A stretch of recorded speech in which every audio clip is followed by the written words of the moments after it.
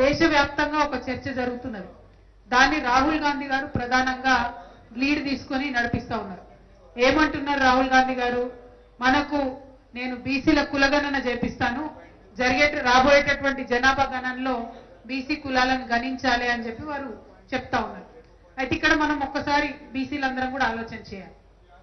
ప్రతిపక్షంలో ఉన్నప్పుడు ఎన్ని మాటలన్నా చెప్పొచ్చు, కానీ అధికారంలోకి వచ్చినాక మీరు ఆ మాటలను దాని మీద చెప్పినటువంటి మాటలను అమలు చేస్తున్నారా లేదా అన్నది గమనించాల్సినటువంటి అవసరం ఉంటుంది. ఇలా కాంగ్రెస్ పార్టీ రాహుల్ గాంధీ గారు ఈ విషయాన్ని దాదాపుగా గత 5-6 సంవత్సరాల నుంచి చెప్పుకుంటూ వస్తున్నారు. కులగణన చేయాలి, 1, 2 జనాభా దామాషా ప్రకారం రిజర్వేషన్లు ఇవ్వాలని ఆయన అంటలేడు. కానీ ఏమంటున్నాడంటే 50% కోటా ఏదైతే కోర్టు ఇచ్చిందో ఆ 50% సీలింగ్ ను మేము బద్దలు కొడతాం కాంగ్రెస్ అధికారంలోకి వస్తే అని చెప్తున్నాడు. ఆయన చెప్పబట్టి 5-6 ఏళ్ళు అయింది. ఈ 5-6 ఏళ్లలో ఏమైంది? బీహార్ లో వాళ్ళ గవర్నమెంట్ షేరింగ్ లో వచ్చింది. ఏది? కాంగ్రెస్ ను లాలూ ప్రసాద్ యాదవ్ గారి అబ్బాయి తేజస్వి యాదవ్ వాళ్ళందరూ కూడా షేరింగ్ లో ప్రభుత్వం వచ్చింది.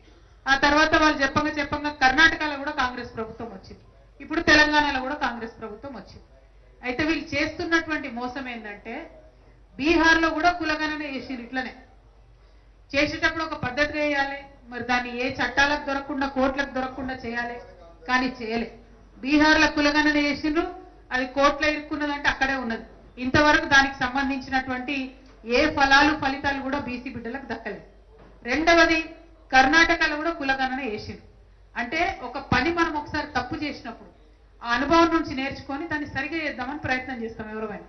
సో ఇప్పుడు బీహార్లో ఒకవేళ కులగణన కావచ్చు, బీసీలకు 50% రిజర్వేషన్ గోడలు బద్దలు కొట్టాలనేటటువంటి ప్రయత్నం విఫలమైతే దాని నుంచి నేర్చుకొని కర్ణాటకలో మంచిగా చేసేది ఉంటుంది. ఏది? కులగణన కరెక్ట్ గా చేసి ఎట్లా రిజర్వేషన్లు అమలు చేయాలి. అక్కడ కూడా చేయలే. అక్కడ కులగణన చేసి చాలా రోజులైంది, ఇంతవరకు ఆ రిపోర్టే బయట పెట్టలే. ఇక నెక్స్ట్ ఇంత లోపల అడ్డిమారి గుడ్డి షాట్ల తెలంగాణ గెలిచింది. లేనిపోని ఉన్నాయి లేని చెప్పిను తెలంగాణ గెలిచింది. గెలిచినాక ఇక్కడ ఏంది? ఆగమాగం భజ గోవిందం. అసలు ఒక సంఘాన్ని పిలుచుడు లేదు, మాట్లాడు లేదు. దానికి సంబంధించినటువంటి లీగల్ ఎక్స్పర్ట్స్ దాని కోర్టులలో పోతే ఇబ్బందులు ఏమన్నా వస్తాయా, కొన్ని చర్చ లోపలనే వేసిండ్రా, బయట కనబడంగానైతే కాంగ్రెస్ ప్రభుత్వం ఎవరిని పిలిచి చర్చించినట్టు మనకు కనబడలే. నిన్న మొన్న కూడా కాంగ్రెస్ లోపట ఉన్నటువంటి బీసీ నాయకుల్ని పిలుచుకొని ముఖ్యమంత్రి గారు ఆయన గోడంతా వెళ్ళబోసుకున్నాడు తప్పితే బయట ఉండేటటువంటి ఇండిపెండెంట్ బీసీ సంఘాలను ఎవరు కూడా పిలిచి మాట్లాడలేదు.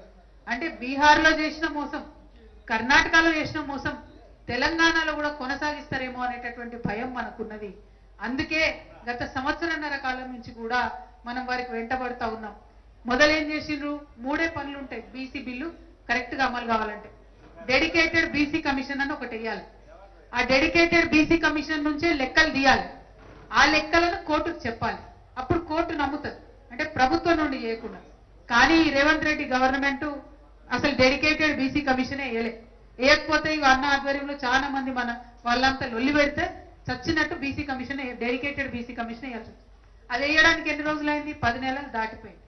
ఆ లోపల ఏం చేసిండ్రు? ఆగమేఘాల మీద ఏదైతే బీసీ కమిషన్ ఉంటుందో దాని నుంచి లెక్క పెట్టమని చెప్పిండ్రు. వాళ్ళు లెక్కలు ప్లానింగ్ డిపార్ట్మెంట్కి ఇచ్చిండ్రు. ప్లానింగ్ డిపార్ట్మెంట్ లెక్కలు చేసింది. ఇప్పుడు అంటే డెడికేటెడ్ బీసీ కమిషన్ నుంచి లెక్క చేయలేదు. సో రేపు పొద్దున కోర్టుకి ఎటన్నా పోతే మరి ఈ విషయం మీద ప్రభుత్వం ఏం వైఖరి తీసుకుంటుందో ఇప్పటికన్నా దాన్ని సరిదిద్దుకునే అవకాశం ఉన్నదా లేదా ప్రభుత్వం మాత్రం స్పష్టత ఇస్తలేదు. అయితే ఇవాళ మీ అందరికీ నేను తెలియజేసేది ఒకటే, చేసిన తప్పునే మళ్ళీ మళ్ళీ వేసి మధు ఆగు కూర్చోమా, చేసిన తప్పునే మళ్ళీ మళ్ళీ వేసి ప్రజలను మభ్యపెట్టాలని చూసేటటువంటి వాళ్ళని ఏమంటారు? ఒక్కసారి మనం ఆలోచన చేయాలి. ఇవాళ ప్రతి జిల్లాకు పోయి మనం సభలు పెట్టి ప్రతి ఒక్కరిని కలిసి అనేక విషయాలు black and white fine print ఎందుకు చదువుతున్నామంటే మోసం చేస్తూ వస్తున్నారు అన్ని రాష్ట్రాలు. అంటే దేశంలో ఆపోజిషన్లు ఉన్నారు కాబట్టి రాహుల్ గాంధీ గారు నేను బీసీ నినాదం ఎత్తుకుంటా, నేను బద్దలు కొడతా 50% సీలింగ్ అని చెప్తున్నాడు. కానీ ఏ రాష్ట్రంలో అధికారంలోకి వచ్చినా కూడా దాన్ని సంపూర్ణంగా అయ్యేటట్టుగా చూస్తలేదు. కాబట్టి తెలంగాణను మనం డిఫరెంట్ గా ప్రూవ్ చేయాలి. తెలంగాణ బిడ్డలం మనం ఉద్యమం చేసినటువంటి మనకు ఒక అనుభవం ఉన్నది కాబట్టి కాంగ్రెస్ పార్టీని అడుగడుగునా ఆనాడు నిలదీసి తెలంగాణ తెచ్చుకున్నటువంటి అనుభవం ఉన్నది కాబట్టి ఇవాళ బీసీపీలప్పుడు కూడా అడుగడుగునా మనం చెప్తూనే ఉండాలి. వాళ్ళు ఎన్నిసార్లు చెప్పినా ఎన్ని తిట్లు మనని తిట్టినా ఇబ్బంది లేదు. తెలంగాణ ఉద్యమంలో కేసీఆర్ సార్లు 1,00,000 తిట్లు తిట్టిరు. ఏం పరగబడ్డది? మనకు రాష్ట్రం వచ్చింది. అంతే కదా. ఆ ధైర్యంగా మనం ముందుకు పోవాలి.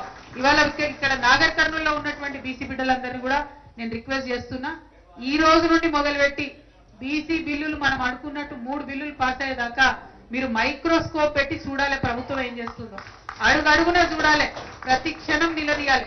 ఏదన్నా ఊర్లో ఇవాళ రేపు మనం డిమాండ్ చేస్తున్నాం ఏంది, గ్రామ పంచాయతీలలో మీరు పట్టిక పెట్టండి, ఏ కులాలు ఎంతమంది ఉన్నారు, ఎంత పర్సెంటేజ్ ఉన్నారు, ఏ ఫలానా ఇల్లును మీరు ఏ కులం కింద గణన చేసిందని పట్టిక పెట్టమంటారు.